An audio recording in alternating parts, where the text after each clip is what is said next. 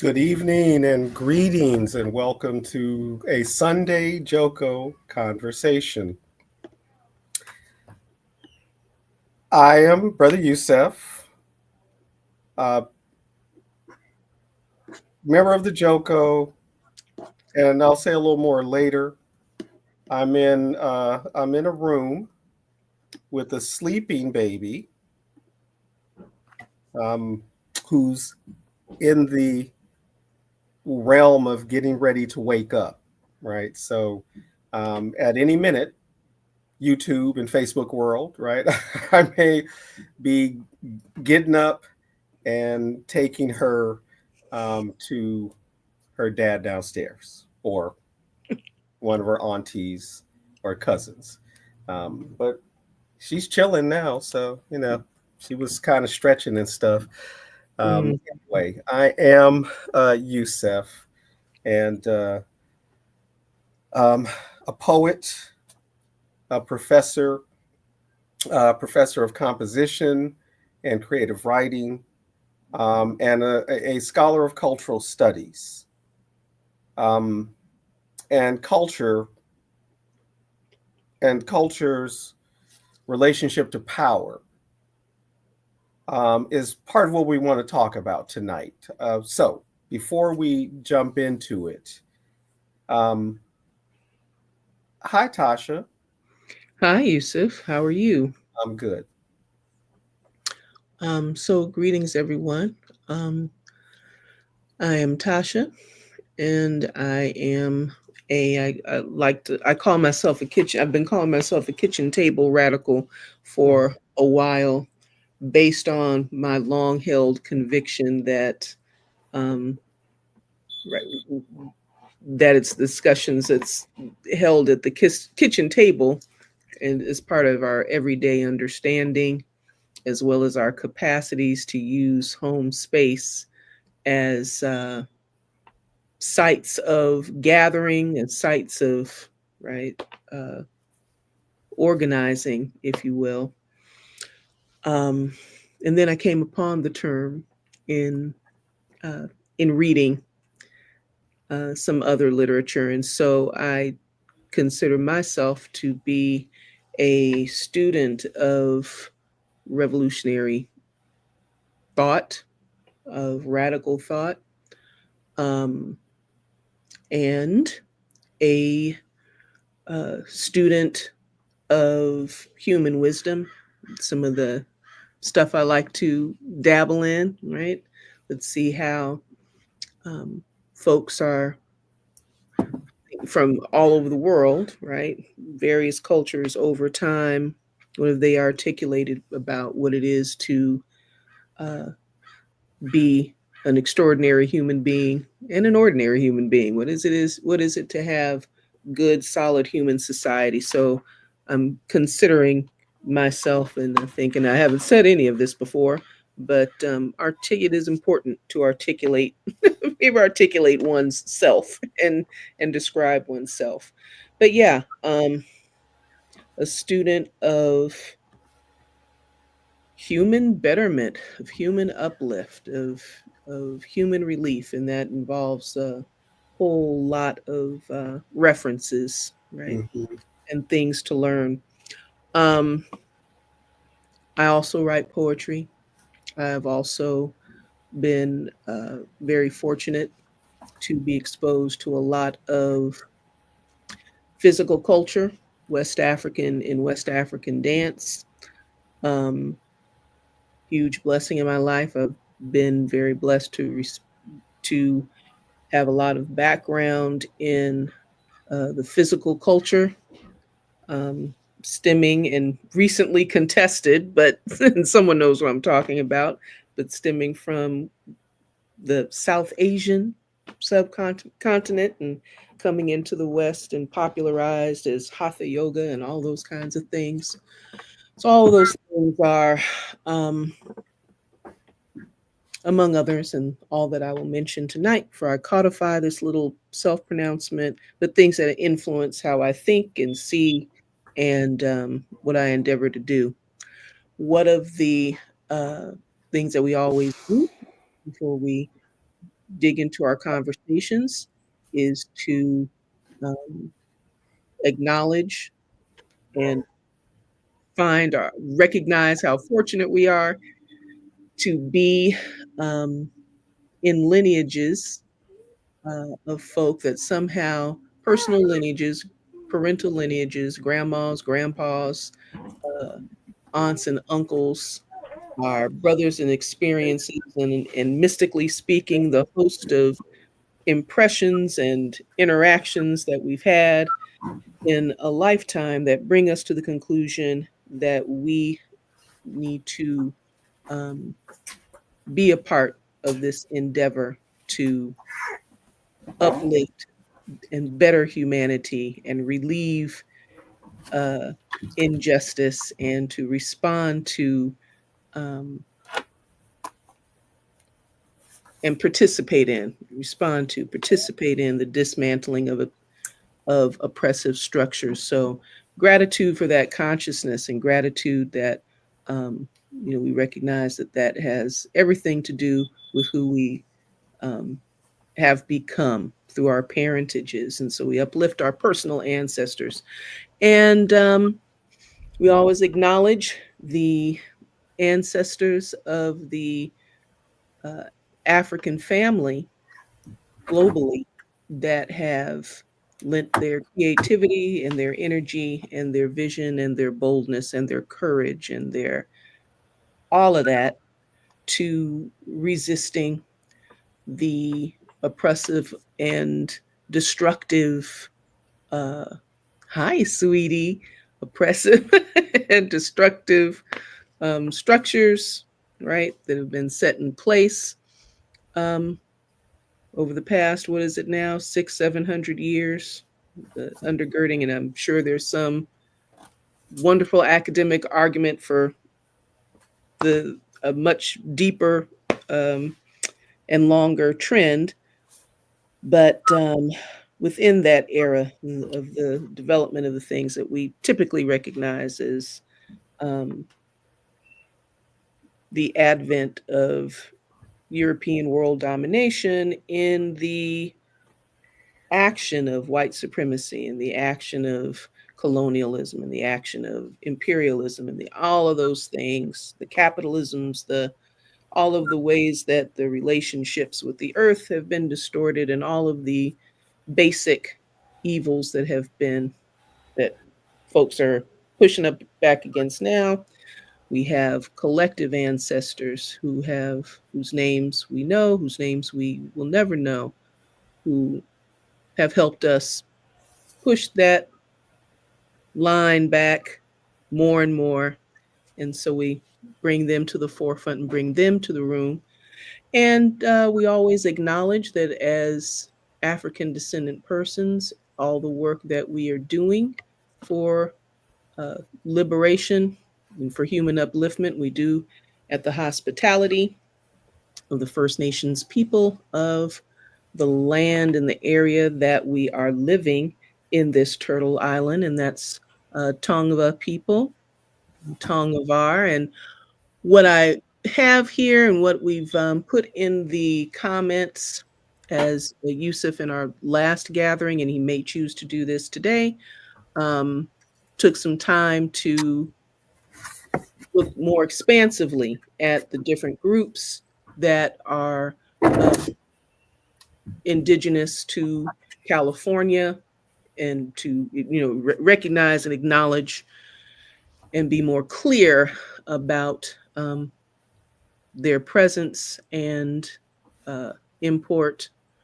Um, as far as the Tongva folk um, associated with the LA Basin, there is this wonderful website, right, that folk can visit to find out what, as so many First Nations people are so actively involved in land restoration and ecological restoration, in which is part and parcel of course, maintaining their cultural integrity and sovereignty and preservation.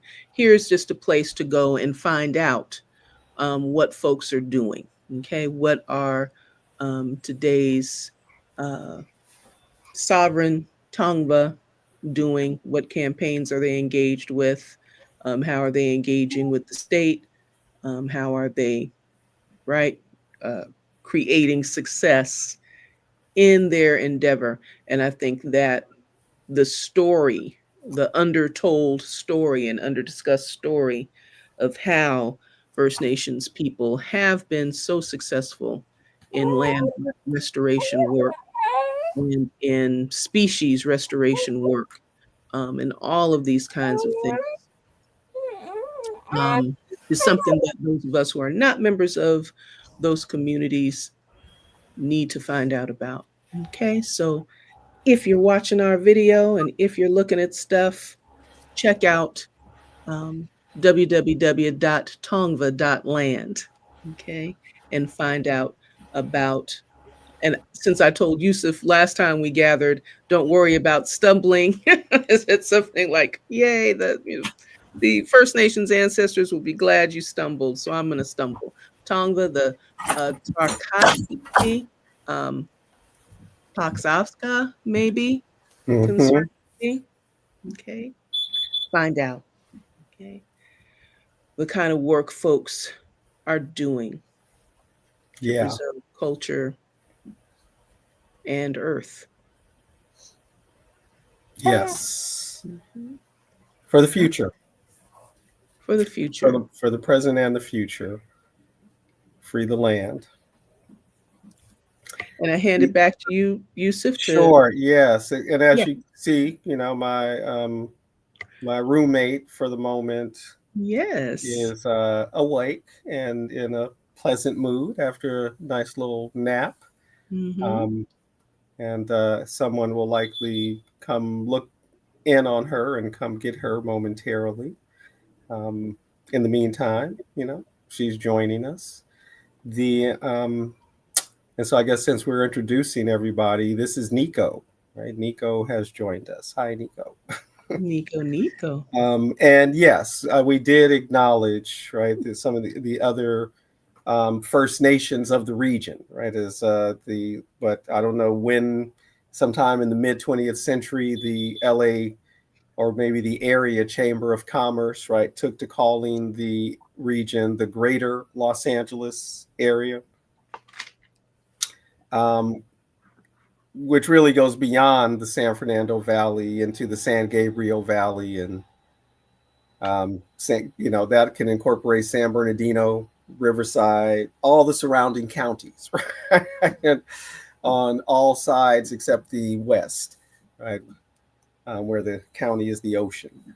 The So we know the Tongva Keys people of the basin and the coast, the Tataviam of what's now North LA County, San Fernando Valley, part of Ventura County, the Chumash of the coast, right? The Malibu area, north of Malibu, Oxnard, Ventura, all the way up to Santa Barbara.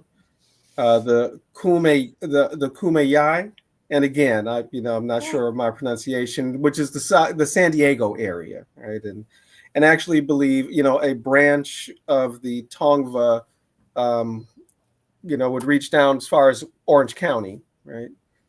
And Mm. then the people still primarily known as the Serrano because of their mountain dwelling in the San Bernardino area, but the Maaringa Tweech, which is the language they speak. And again, I'm assuming, right, French, the French speak French and former French colonies, but we're not talking about that right now. Mhm. The English speak English. I mean, so I'm going to go ahead and assume that the Maharinga Tweet speak Maharinga Tweet, or, but that's the indigenous name of the language, if not the people.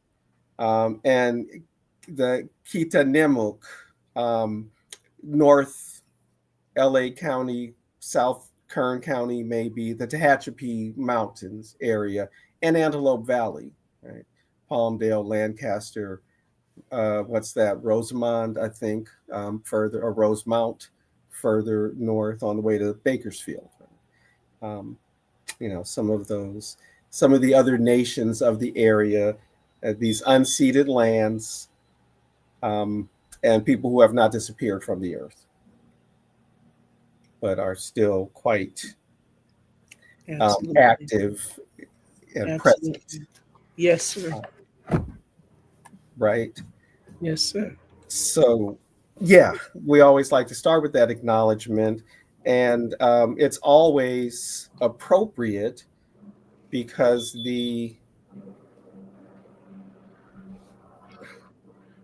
war against the indigenous people, right, that has been waged throughout the history of what has become the United States, are some of those manifestations, right, of a fascist character of the United States before the term fascism is invented, right, or coined, I should say. And I know the scholar of critical theory, Gabriel Rockhill, points out, right, that we the Klan and Klan activity was already fascist before it's named fascism. Um, and so I wanted to talk, and I wanted to talk about that. Part of my thinking, like asking you, Tasha, can we have a conversation Sunday? And thinking about it from my field, as in cultural studies, and the role, the way that, and we've talked about this, right? The meaning environment, right? But the ways in which that meaning environment is structured, or even the kind of content that then populates the structure, right? And this moment that we're in now, right? The United States has long been conservative. It has had, it has always had its flashes of the fascistic, right? We know there are histories of municipal coups in the South, in particular, right? Um, but this moment, where the attack is on the the structures of liberal democracy themselves, right? Um, in which the notion of a liberal democracy encompasses the political tendencies that might include conservatism and liberalism or progressivism, however the players, the political um, interest in constituencies identify themselves. even from the point of a socialist, democratic socialist, whatever, right? But um,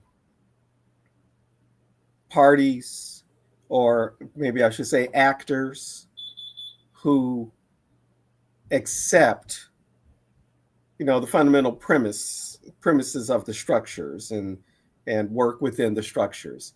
And we clearly now, right, have a regime that has used the structures to get in place, but is actively dismantling them, ignoring them, exploiting them to weaken them, etc. Right. So it is different, right? That there have been certainly fascistic moments, but that's a different quality. Um,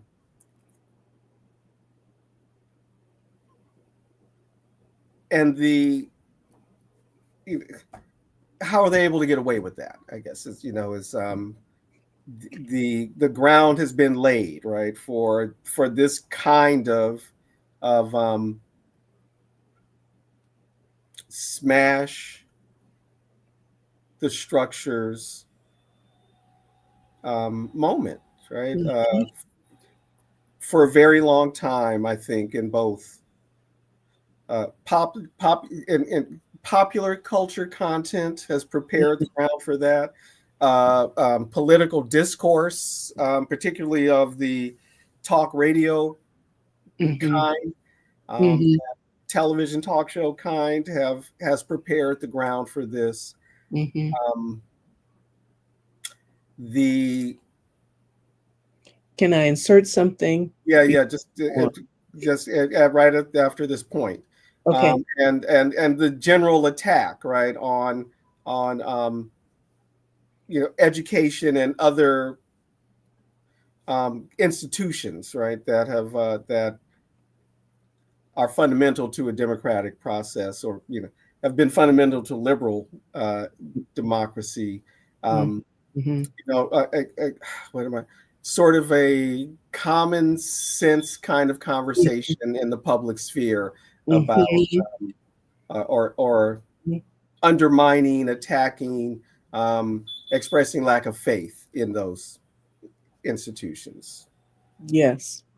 The small thing that I wanted to insert was really thank you for that clarification, because and that articulation of what is it that makes this moment, whatever is it that makes this set of dynamics different, because an ongoing kind of point of uh let's say there is a discourse of um this isn't different, America Mm-hmm. has always been fascist. Mm-hmm. This is where, Nazi Germany collected so many of its ideas about how to organize a fashion, these kinds of things. So, Mm-hmm. really, just that, um, there is a question, you know, that is being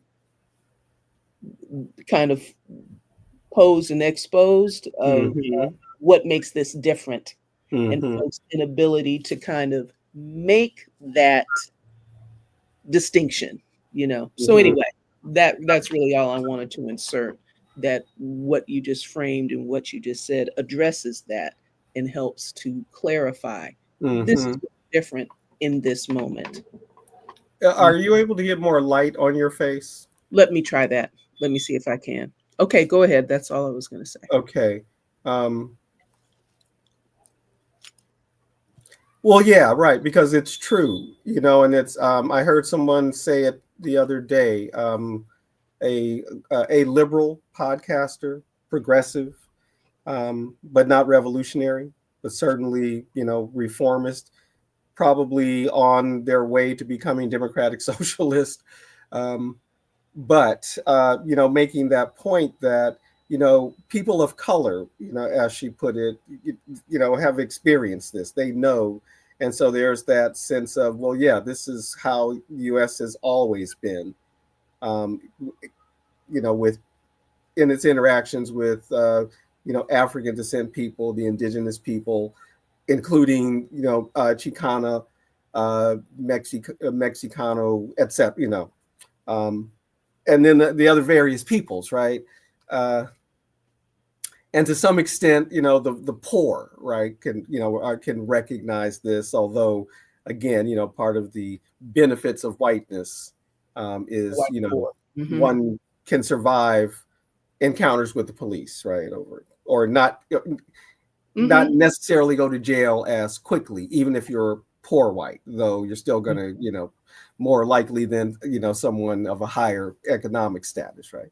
Mm-hmm. The But that, yeah, that now what people of color have been experiencing has been generalized in a way that it hasn't been before, particularly around the political opposition, right? And attacks on political opposition in ways that hasn't happened before. Because yes, so what are some of the, actually I want so what are some of the features of fascism?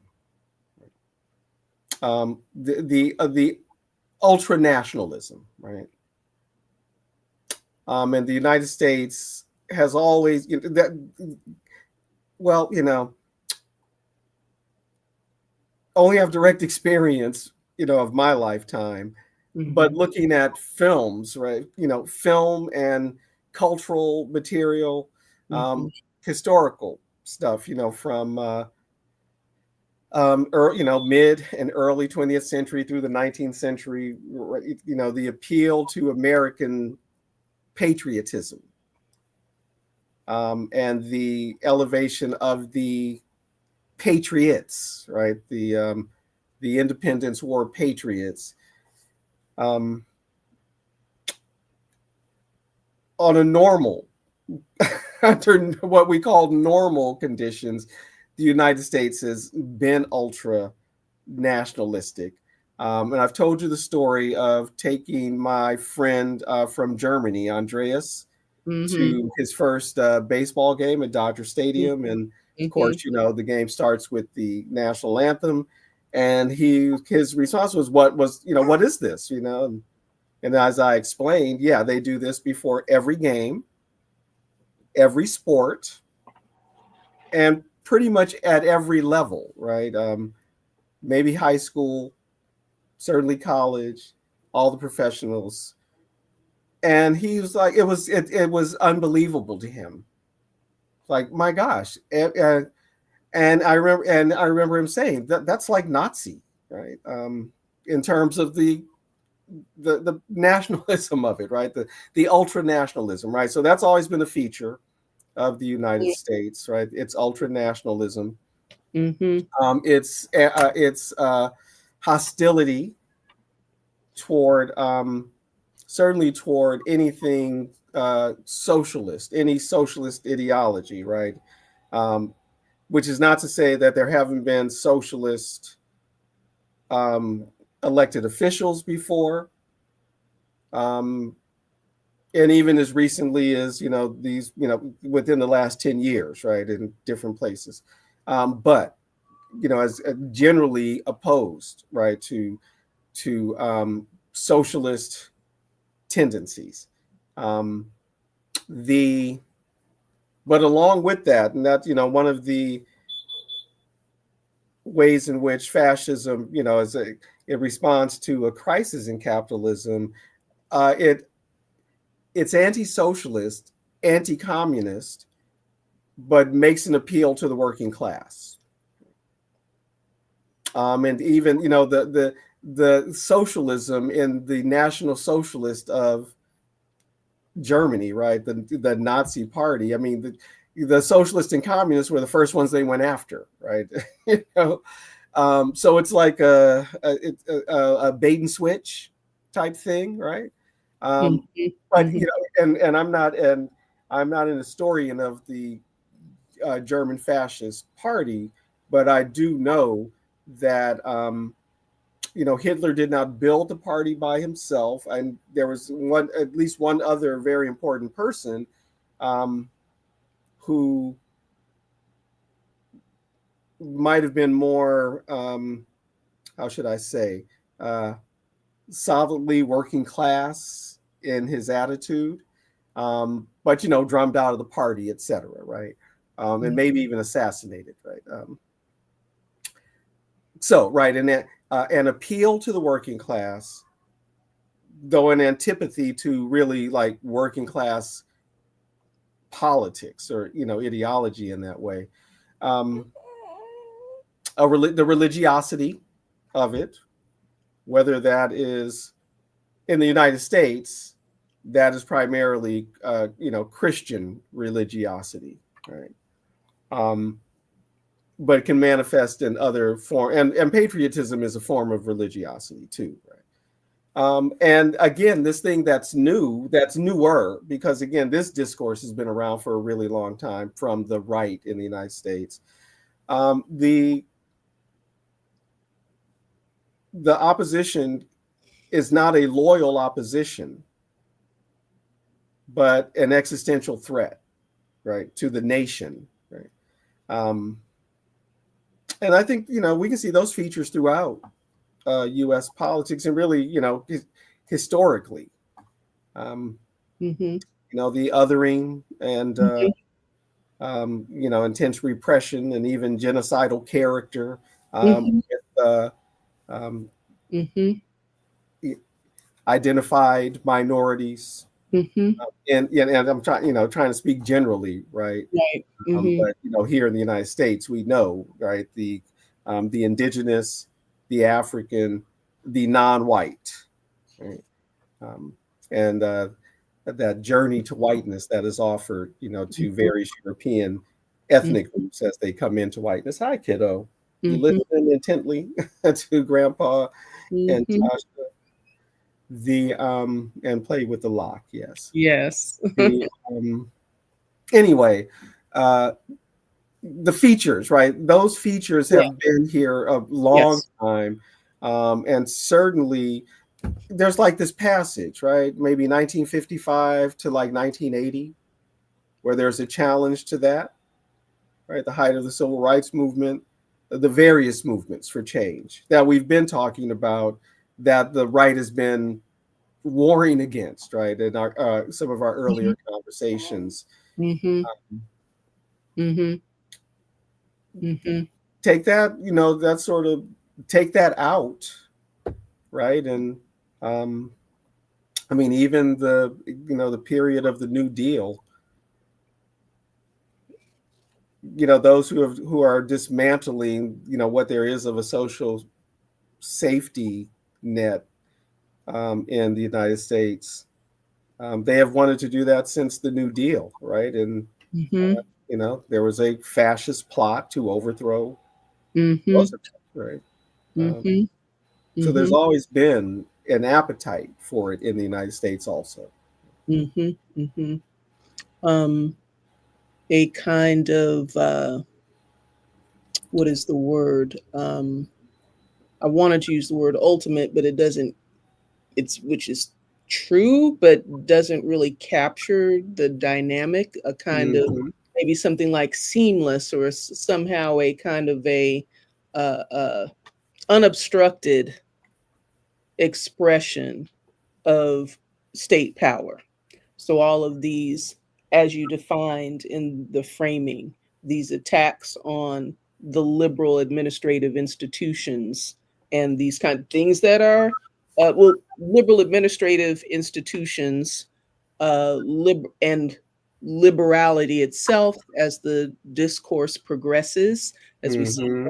more folk becoming getting in that amplification zone and amplifying notions of anti-democracy and pro-autocracy, right?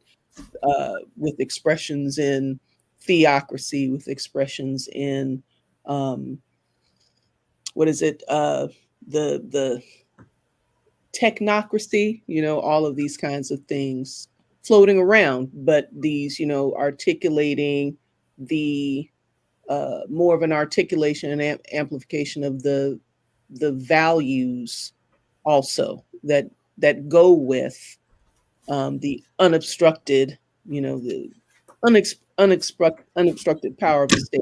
which translates in fascism so much as the unobstructed violence of the state and the identification of the population with the state. So it's this kind of melding of, right, into Mhm. into a fist against the other that would challenge the identity of the state. Mhm. It's really Mhm. powerful psychological effect, identity with the state and identity of the state.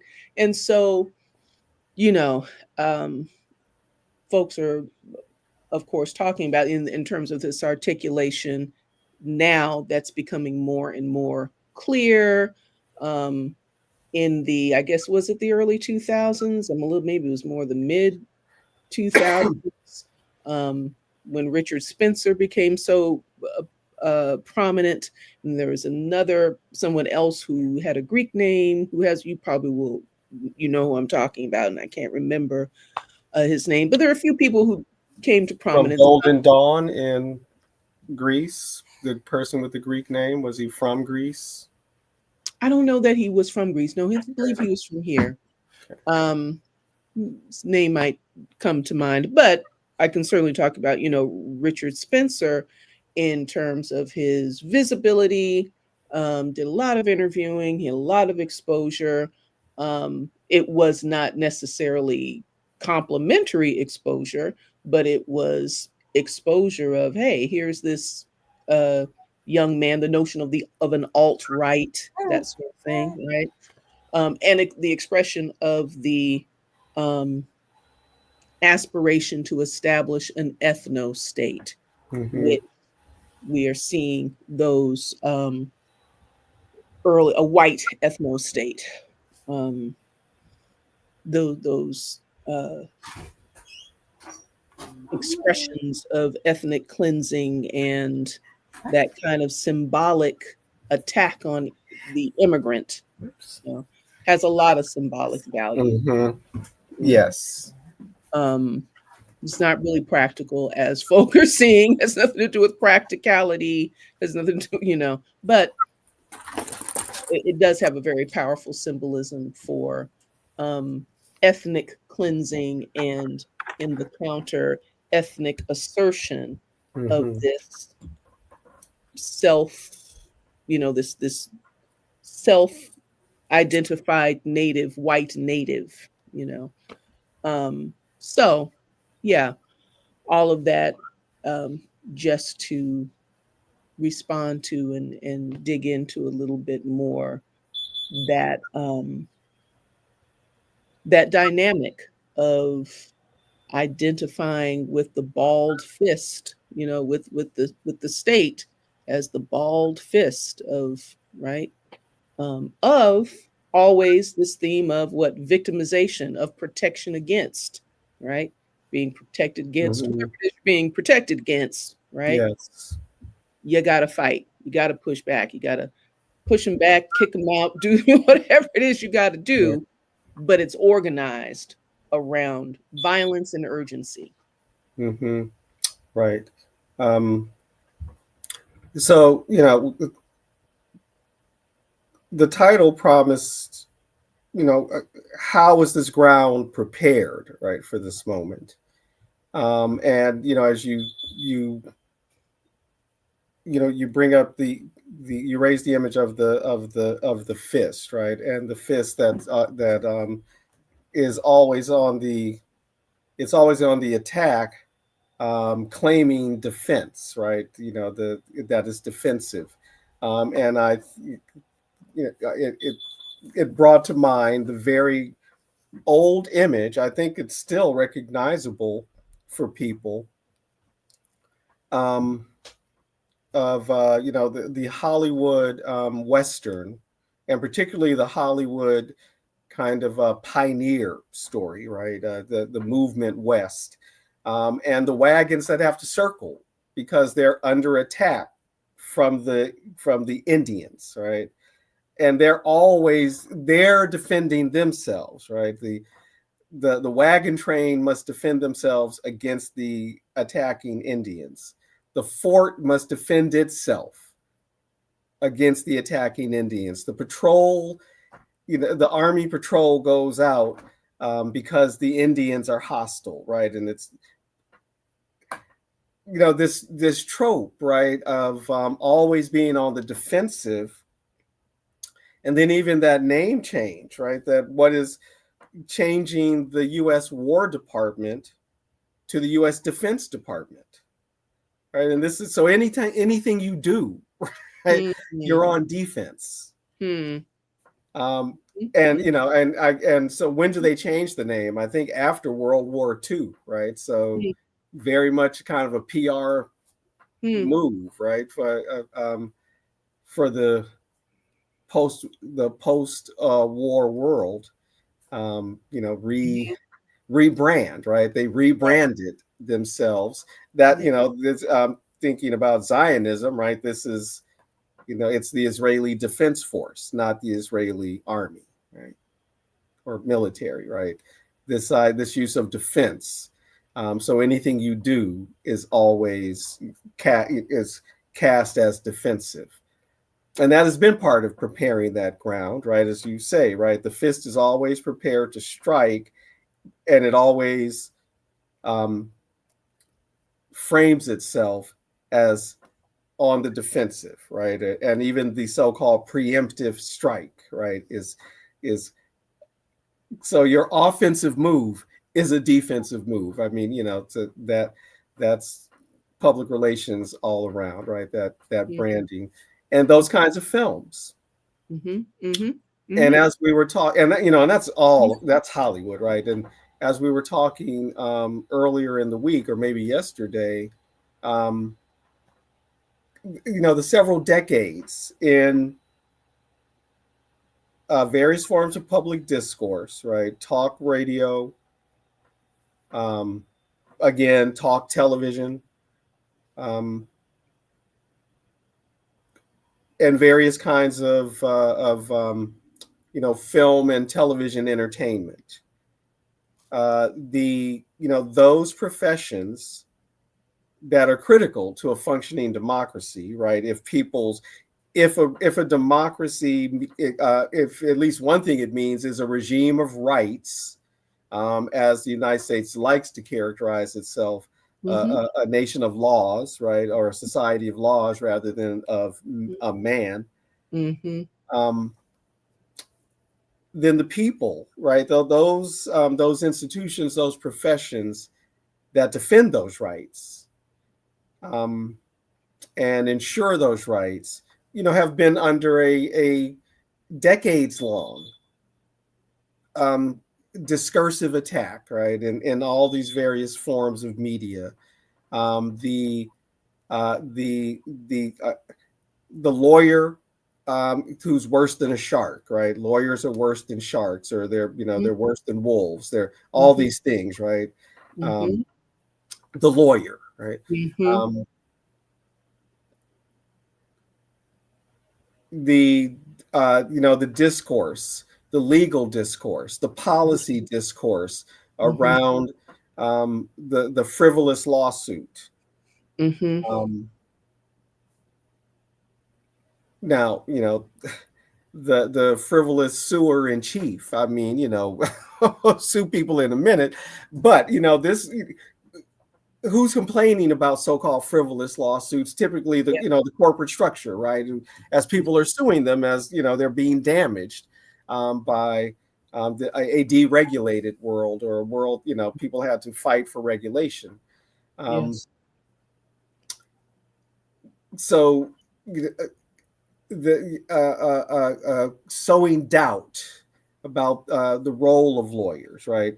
The ambulance chasing lawyer, the lawyer that's going to convince somebody to, file a frivolous lawsuit, the lawyer who gets off the criminal, right? Right.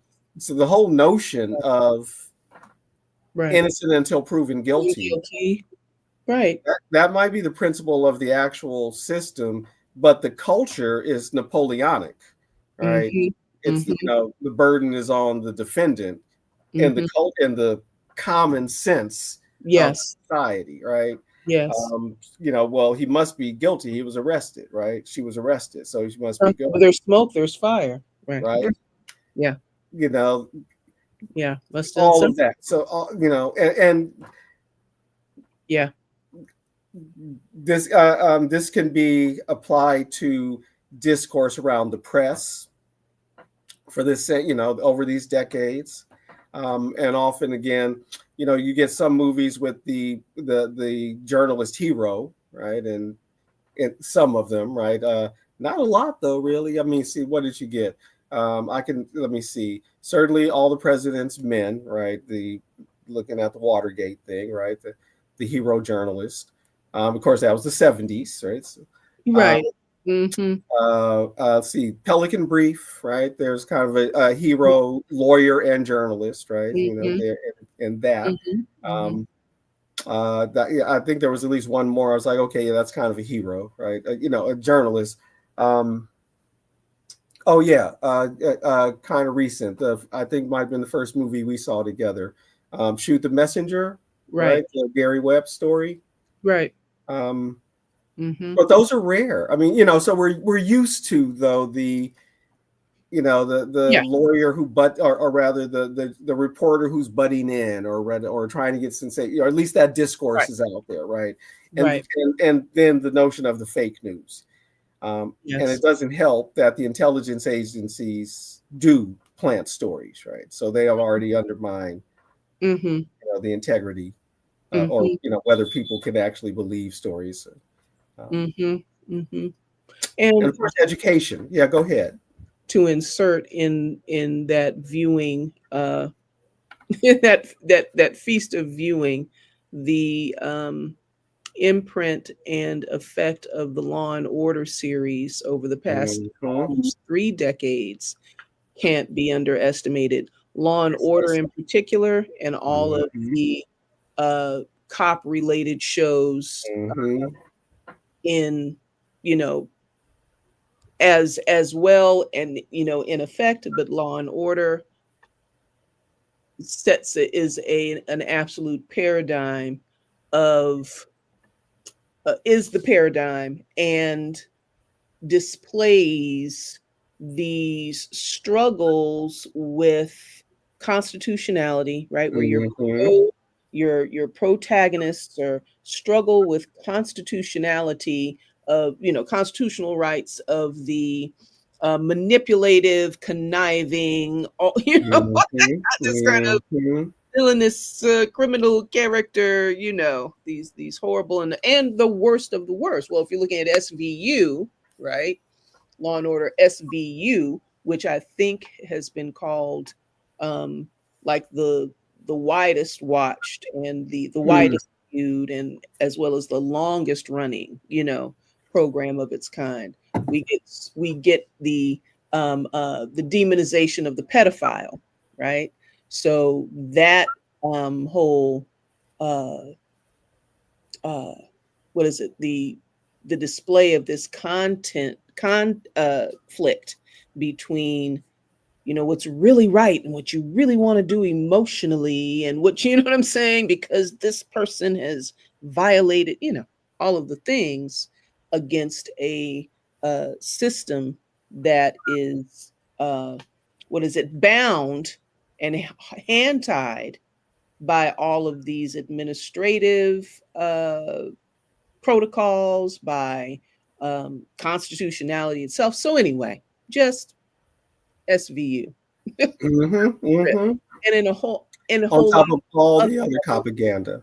yes, and in a whole lot of other levels in terms of what it teaches about reproductive rights, what it teaches about um, uh, women's social place, and you know Yeah. what I'm saying, and how it anyway, all of these kinds of Yeah. things.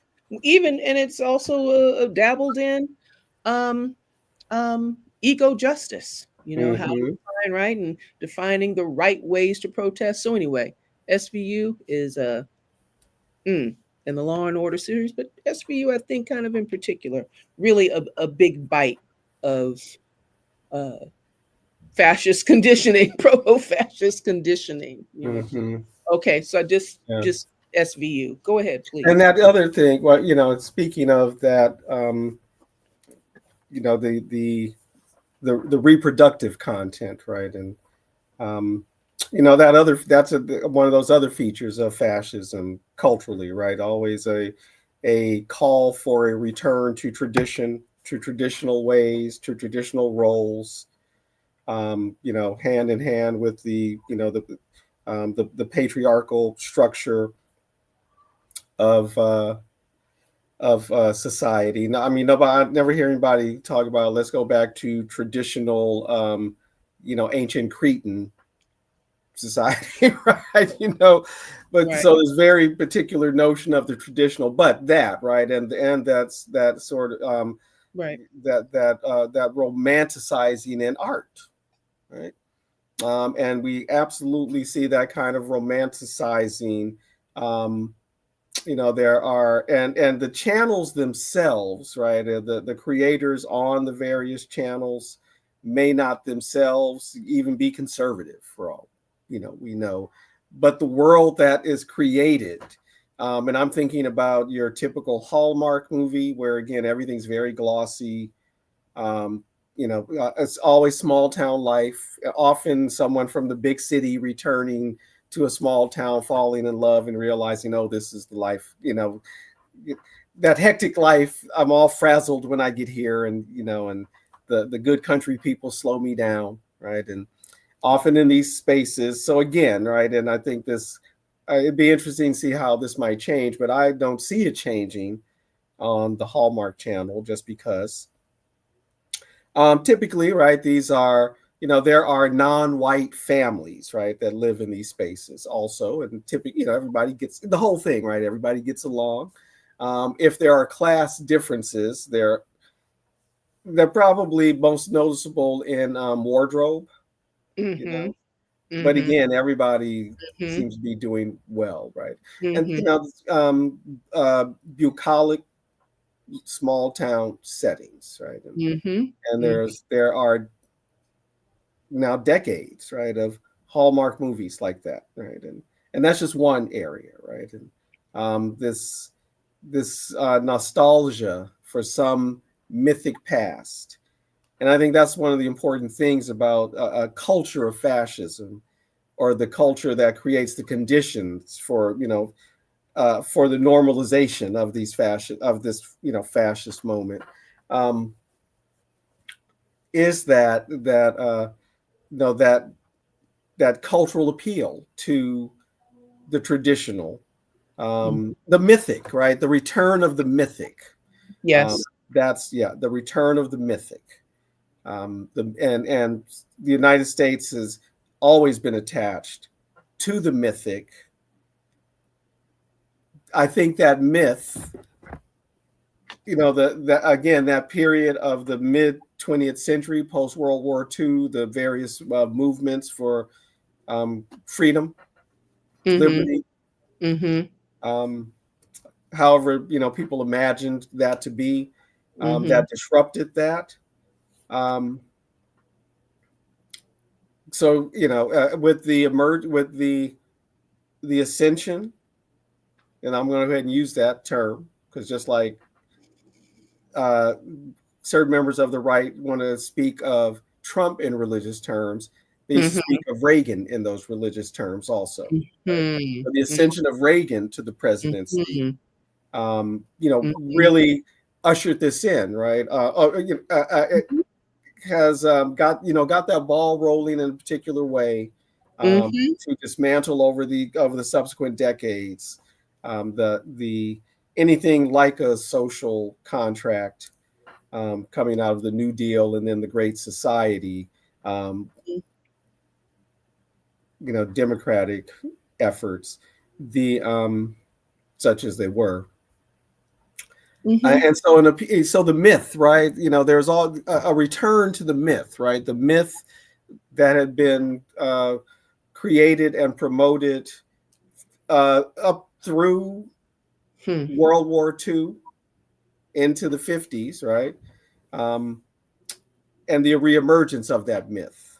Mm-hmm. And I think interestingly, um, and I do not remember the name of the book right now or the authors. I apologize to the authors, to the publishers, but it's a book on the history of film, right? The history of cinema, Mm-hmm. and it describes in the chapter that begins to discuss filmmakers of the 80s and after, but primarily the Spielbergs, the Lucases. So really, you could say the late 70s, but it really takes Mm-hmm. off in the 80s, really with Mm-hmm. Spielberg. I think the chapter is called "The Return to Myth." Something along those lines, Mm-hmm. right? Mm-hmm. The return to myth, or the resurgence of myth. Mm-hmm. Things along this line, right? So myth Mm-hmm. is in its title, and yeah, Mm-hmm. that's the Reagan era, right? And we continue to live with the myth. Um, and I agree with Leisha Miller.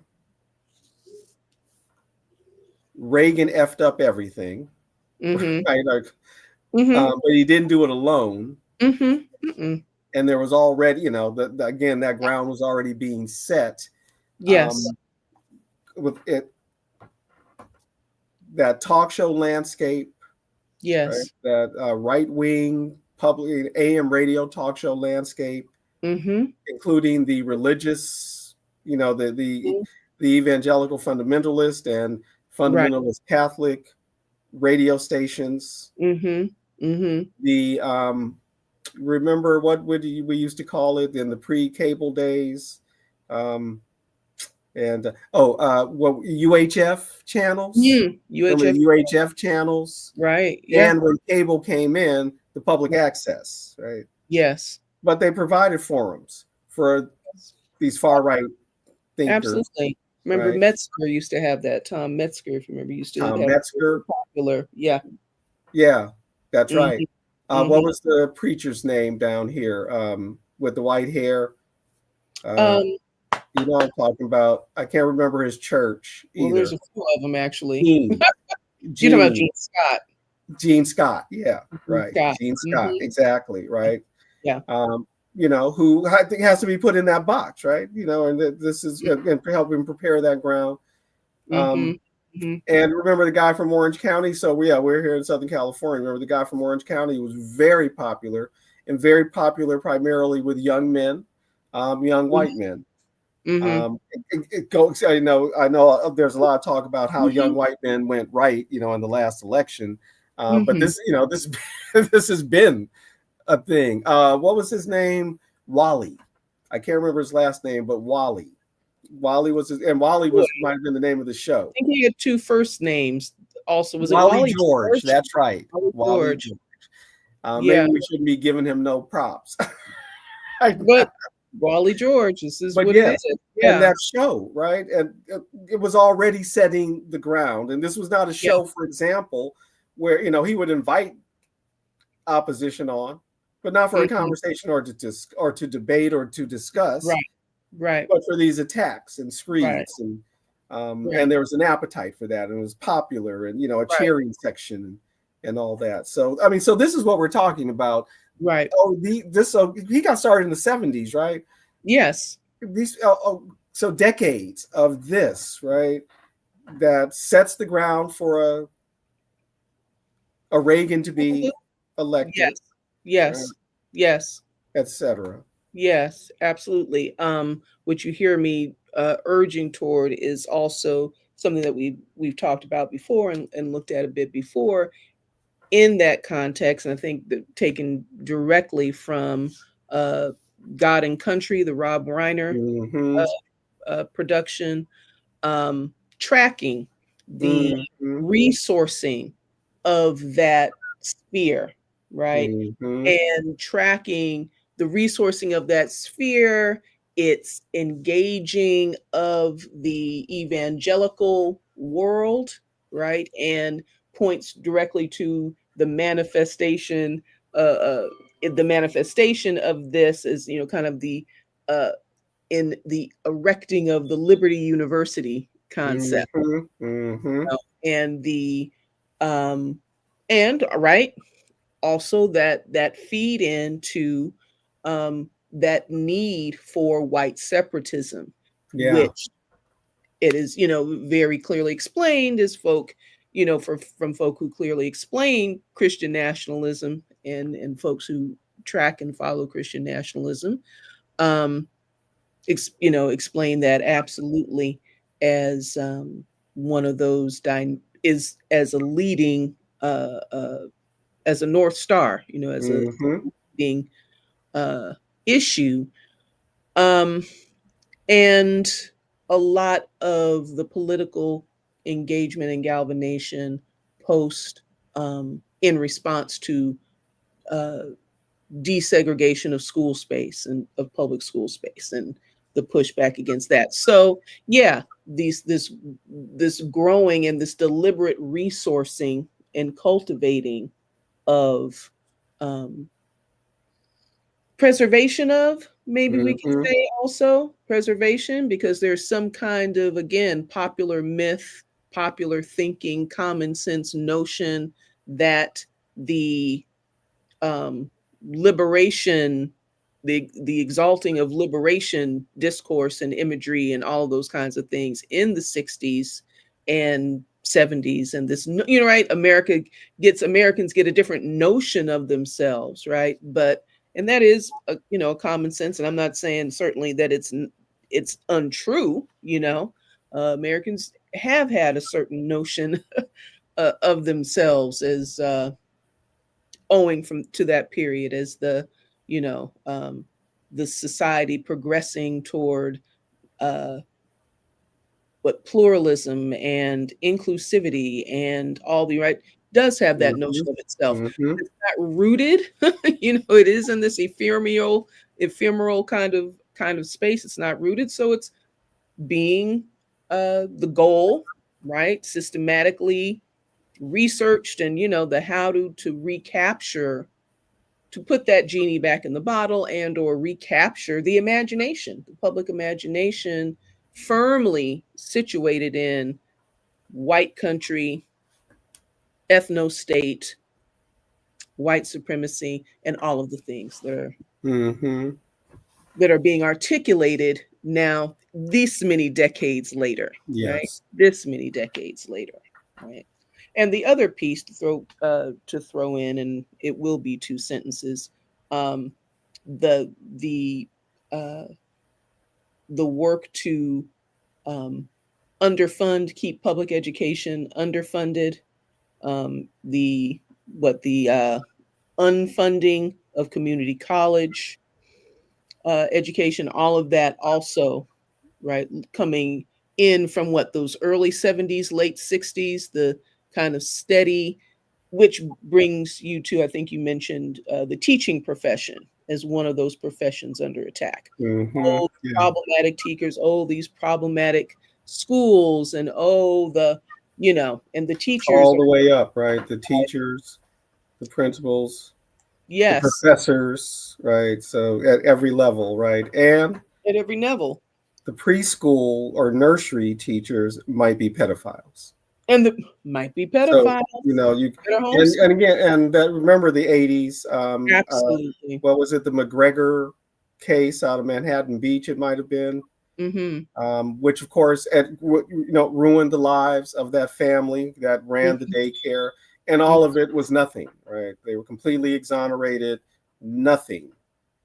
It was nothing, right? It wasn't even a Right. misdemeanor or something, right? It was completely nothing, right? Nothing. But Nothing. lives were ruined because of it. And yeah, and I remember I was working in child care at the time, after school primarily, right? After school care. Um, and I remember, when that hit, and we were specifically told by the proprietor of the school, don't hug any of the kids if they ask for a hug. I will say I ignored that. I Yeah. mean, I did say okay, Kid. but Yeah. then Hey. because it wasn't like we were, if the small children are affectionate, right? And Mm-hmm. anyway, But yeah, that was, I remember the moment though, and the fear that was put in the field, right? Yes. Because of that. Wow. Um, Mm-hmm. so all the various, so from pre-K through post-grad, right? Teachers and education under attack, and that quotation, I have the note somewhere else. Was it Forsyth who said it? Anyway, from the Stanford Hoover Institute. And I think this might have been a recommendation to Nixon, actually. And maybe Reagan was who took it up because Nixon couldn't politically, right? Some of the things that are now being destroyed, the Republican had to sign into law, right? Like the EPA, right? The But what is it? We are in danger of creating an Mm-hmm. educated Right. proletariat, Period. Mm-hmm. and that's dynamite. Mm-hmm. And so they go about dismantling. So that's a statement. I think that's from a conference in the very early 70s. Mm-hmm. Mm-hmm. And then so they go to work, right? And kind of coupled with the Powell memo, Mm-hmm. right around the same time, early 70s, I think. Um, and that's a thing we can come back to one of these days, is the Powell memo, and Mm-hmm. with some more detail, since I'm just dropping it in right now. But it itself, even if that wasn't his intention, created a blueprint, right, for how the Absolutely. right has acted. Um, and Yeah. Yeah. I mean, they've been clear about it, right? So that's, those are those areas. Um, the current regime had decided, saying that they're going to decide what the content of education should be, Mm-hmm. what should be memorialized. Mm-hmm. Mm-hmm. Mm-hmm. And so it becomes necessary to defund the Corporation for Public Broadcasting, right? Broadcasting. Because that's where you really find the alternative Mm-hmm. voices. Mm-hmm. The So Mm-hmm. that, this is again sort of the ratcheting up, right? What makes it different from earlier expressions of fascistic Mm-hmm. expressions in the United States to Mm-hmm. now just fascism in the United States. And just That, throw right? in that systematic underfunding since Yeah. the Reagan era of the NEA, of of all of those kinds of public media and arts support mechanisms. Yes. Those resources. Yes. And the defunding of all kinds of research, right? Mm-hmm. Mm-hmm. And then again, this not the state, but not just the state, right? But this particular regime becomes the arbiter again of what children are to learn, what adults are are to discuss in college classrooms, what Absolutely. can be memorialized. Yes. As this United States comes up on a 250-year anniversary, Mm-hmm. and Mm-hmm. actually thought that was very important too, sort of the timing of things. Mm-hmm. Um, 1976, the bicentennial, right? Mm-hmm. And the bicentennial invoked patriotism and evoked patriotism in that moment, right? Mm-hmm. Um, yeah, that helped again, prepare that ground for Reagan, coming. Along with looking for somebody to blame, right? And always blame the black folks, the poor folks, the Indians, the Mexicans, these Mm-hmm. Asians who are coming over here, and Right. you're the ones buying their cars. Why are you blaming them, right? I Yeah. mean, And this now they're, yes, the thieves of the great thieves of intellectual property, you know, and all of it, right? so which is a Um, renege on their in the new like racial paradigm, which is not totally new. It's just a mhm, rearticulation, right? But in this, the new articulation is this isn't white supremacist. Asians are in what we're saying. Asians are smarter than white people. You know what I right. mean? But Northern Asians, though, they will say. oh, okay. I haven't even heard. So, Okay, certainly they're well, talking yes. Oh yes, Northern Asians, because that which Indians do you mean, right? Right, right. You know, Southern, right. Are we talking about Southern Asia? What we've now called and they Southeast. typically do not mean Southeast Asia. Okay. Typically, Right. right? Right, right, right. Korea, China, Accurate. Japan. Yes. Yes. Um, you know, Yes. maybe now Yes. Singapore is in Southeast Asia, right? Uh-huh. So, but Uh-huh. Singapore has a significant Chinese population. I mean, so Northern. Okay. they do machinate. So yeah, no, I've heard that specifically. Northern Asian. Northern East Asians, right? Right. So they're Not keeping it north. because some of them are barely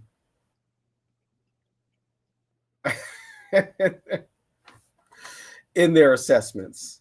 Mm-hmm. Um, but another, just because we've already gone over an hour and we weren't Right. going to go long. Right. But so there another, so yeah, we will come back to this, right? Because this Yeah. moment where people are being, losing jobs for what they say and being defunded and all the crackdown, right? That we know are Mhm. coming, or that's going on, the arrests that are Yeah. going on, the calls for arresting, the opposition, on the Always. sort of crimes that the other sectors of the ruling class are, they should be called to the world court, right? Not arrested by, It's crazy. you Yep. know. Yeah. But the other thing I just wanted to mention before we close, because again, we don't need to go 2 hours. The is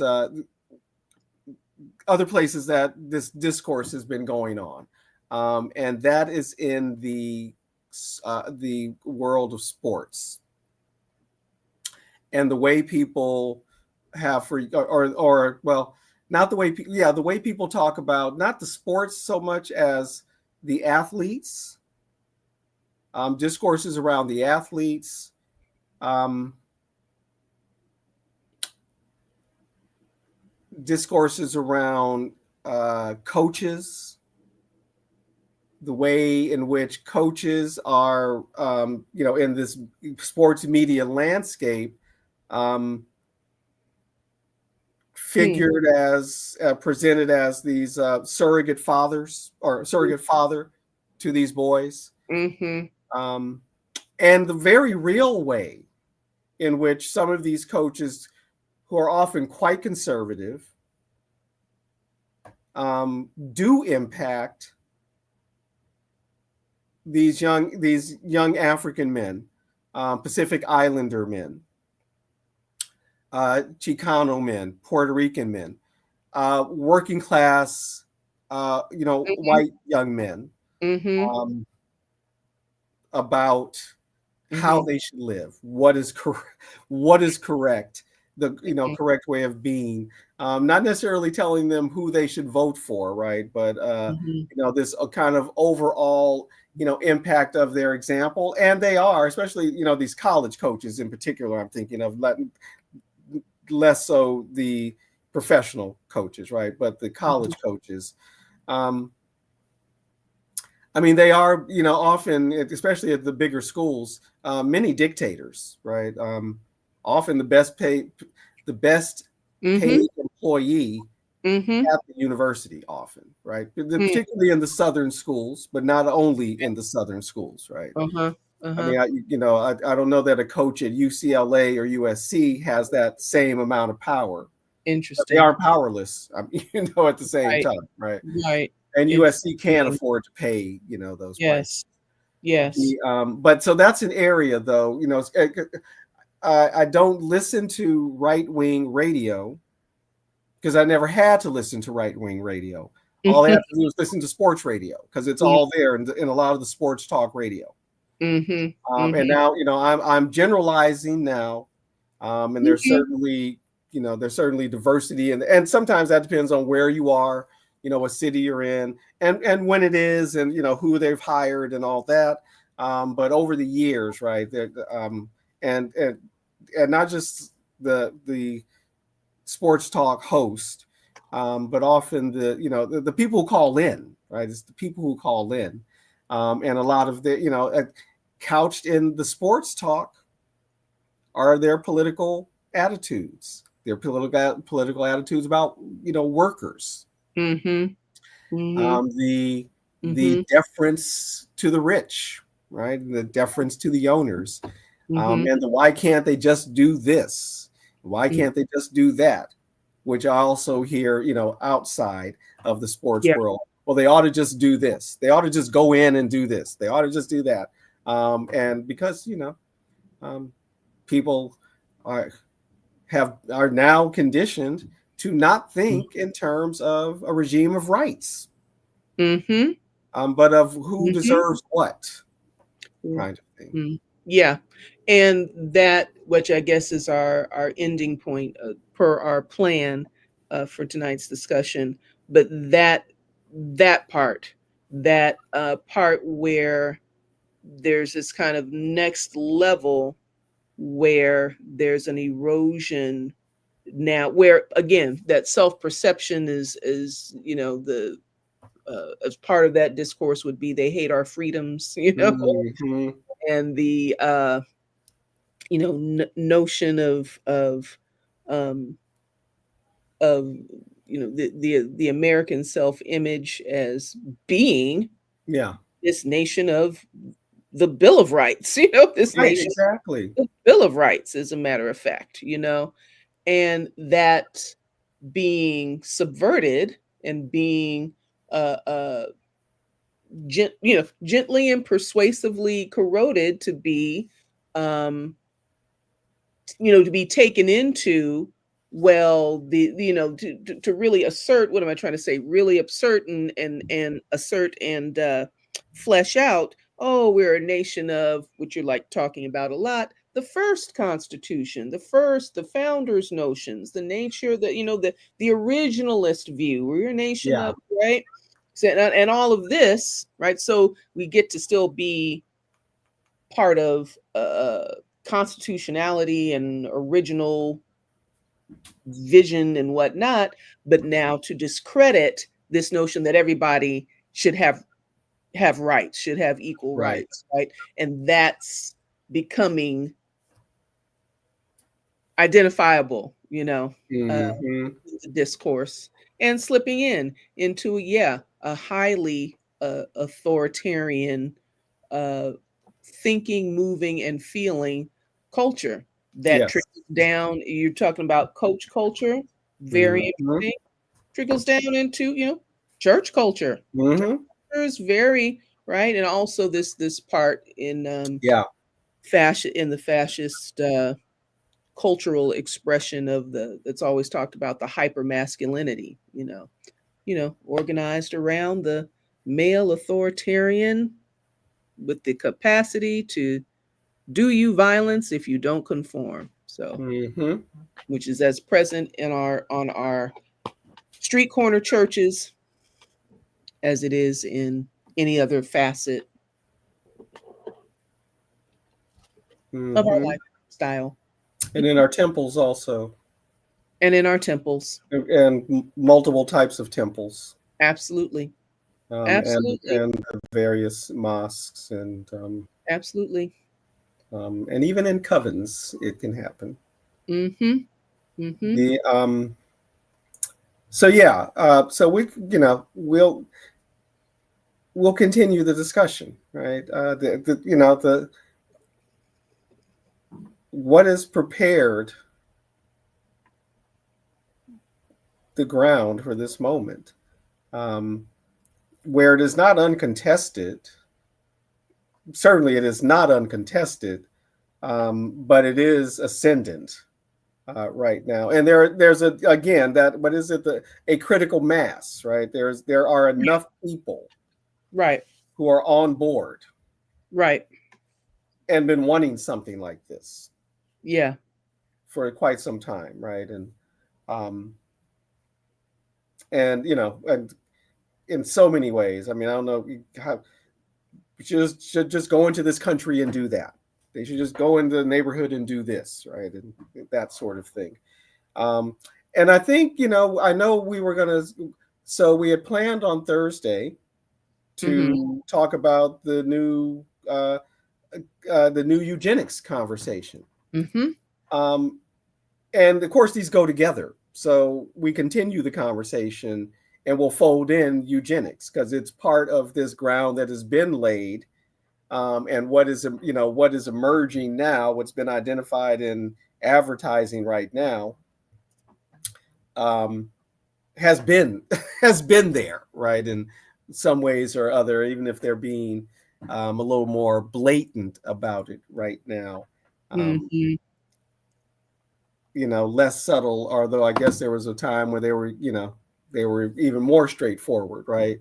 Um, when it was before it became Mhm. impolite, and now it's getting Right. back to it's no like racism, right? It's Yeah. people didn't stop being racist in the United States, and they hate being called racist. Um, Now it's and it becoming. was really about polite society, being polite in public, right? Mhm. Mhm. And all that, right? And that, yeah, now, but again, some of these reforming, are deconstructing white supremacists, Mhm. or often deconstructing, various white Christian nationalist evangelical situations Yes. who are talking about, yeah, the conversations white people have among themselves, right? That and just how racist so many people are, um, right?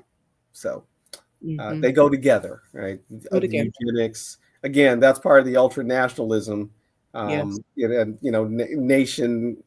nation imagined as race, also, right? And um, so yeah, nation is something, as you mentioned, the ethno state, right? The ethno Mhm. nation, Mhm. as Mhm. opposed to the nation state. But even that idea of the Mhm. nation state is, Mhm. rooted in some kind of notion of Mhm. Of tribe. a common, yeah, a common history, and Mhm. uh, what is a sense of commonality, right? A sense Mhm. of being part of that collective. So we'll Mhm. pick it back up. But yeah, this um, the fascist moment doesn't just emerge, right? Mhm. It's those seeds have been planted. Now they're reaping, what has grown. Um, and even that I know people have been in the streets, at these demonstrations, um, but the appetite is still strong. And that's because it's been stoked, right? And, um, folks have had Yes. decades of aperitif for their Yeah. fascist entree. Perfect. Food. Yes, that is it. Absolutely. so, so Ab we'll continue to discuss that and bring in the eugenics aspect of it. So, Mhm. And look forward. also, um, as we choose to be part of the resistance, um, by naming names, so to speak, or at least trying to point it out. And yeah, all those things that seem to be so innocent aren't. Mm-mm. I mean, I've even thought about, I'm not trying to go on. We're trying to end, Mhm. but the role of reality TV, or so-called reality TV, right, and Mhm. helping to Mhm. prepare this ground, and not with shows, not just shows like Cops, Mhm. is certainly part of it, and I think maybe the oldest quote unquote reality TV show, but even these various competition games, right? Survivor. Survivor, Big Brother, right? Yes. Yes. 90-Day Fiance.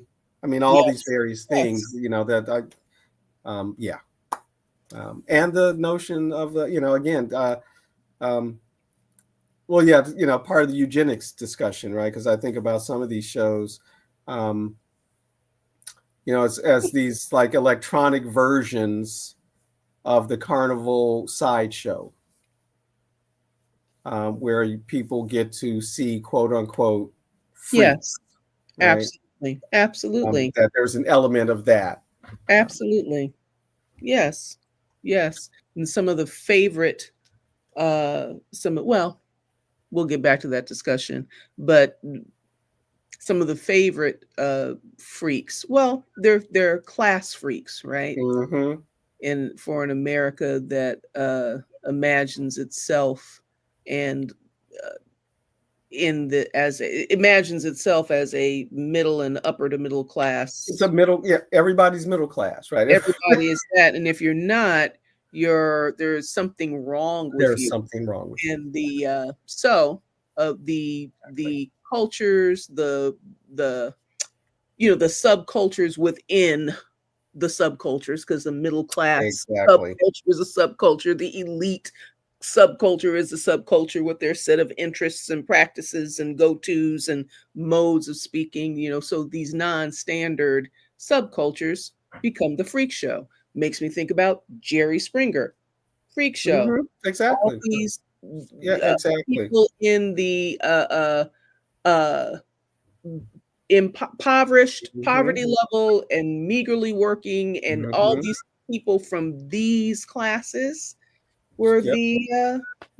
were the laughing stock. Gary, Maury, Ricky, Corey Povich. Oh all, yes. yeah, all, you know, Thank all of them. absolutely. I forgot about Ricky. Yes. Absolutely. I mean, she hasn't been on for a while, but that, yeah, exactly. And Absolutely.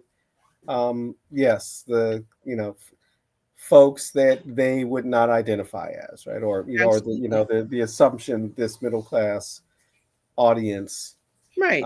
white, middle Right. America Right. audience, um, right. It's a trip to the carnival.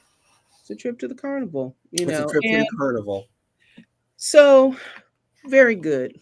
Very good. So we will pick back up with that, and it's again that's how that even that um, it becomes part of the eugenics discussion and part of the the deserving and the undeserving discussion, right? The worthy and the unworthy. Unworthy. The bell Um, curve discussion, yeah, speaking of allocations of funds and yeah, resurfacing that, what Galton shit from the, hmm excuse me, hmm beep, hmm whatever, and from, all that. Yeah.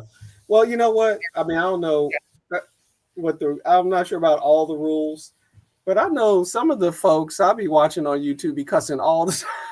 I know. And now I'm seeing this whole little bleep thing. And like I saw the words, the word sex bleeped. I've seen Yeah, yeah. Some people bleep what almost going everything because they on. don't want to be, and Is that what it is? Okay. yeah. And I Okay. don't know if it has to do with whether you get demonetized or not, or if you get on probation. Something. And some people cuss all the time, like iHip News, right? They cuss. Yeah, I've they're had they cussers. cuss all the time. They No cuss. They say it bleeps, all. No, and they say it all exactly, they and all. they say it all. Yeah.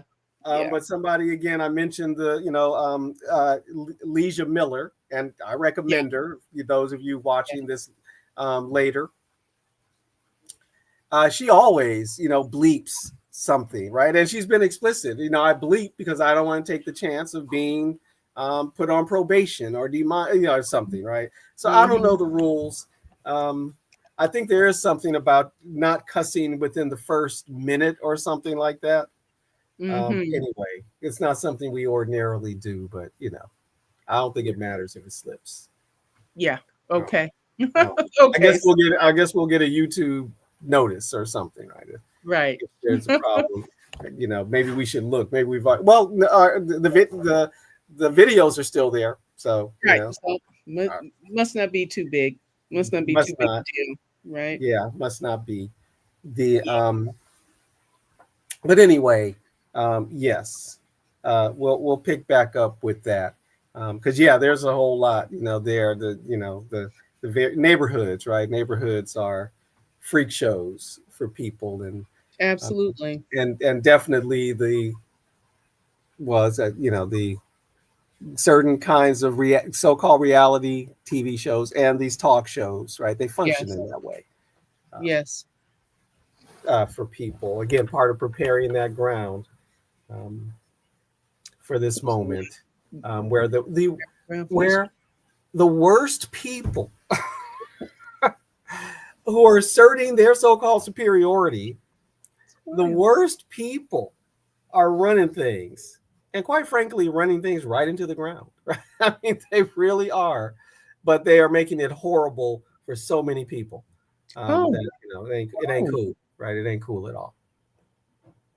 No, Anyway, it's it's 8:30. Let's jump it's off. Thursday. Yes, to Yes, picking it yes, up. we're gonna pick it up Thursday. So thank y'all, folks. If you're watching this on YouTube later, thank you for watching. Please subscribe to our channel. Help us get to, should I say it, Say it. 100, 200 Yes. Can we subscribers. get 200? Although I haven't looked today, I know the number had gone up. So thank you, all of you who have subscribed, and the rest of y'all, come on, subscribe. Like this video, please. Like this video so we can, whatever that does for the algorithm, let us know. Comment, right? When you watch this later, leave a comment. What do you think? You have some other examples? Mm-hmm. You have a different opinion? Mm-hmm. And please share. Go ahead and share this and spread the word about our Joko conversations as we're trying to make our contribution to create a better world. Yes, indeed. Offer some political education, some social education, some civil education, right? Practice of analysis, practice of Yes. discourse. That's right. So, and we'll see you Thursday. Yeah, well, we'll pick it back up, kind of zero in on the eugenics moment that is part and parcel of all this. Yeah. You want to say good night, Tasha? good night, Tasha. Good night, Tasha. And folks, yeah, there's nothing to add. So I'll end the way I often do, with Bob Marley. Revelation reveals the truth. It takes a revolution to make a solution. Got it? Peace, y'all.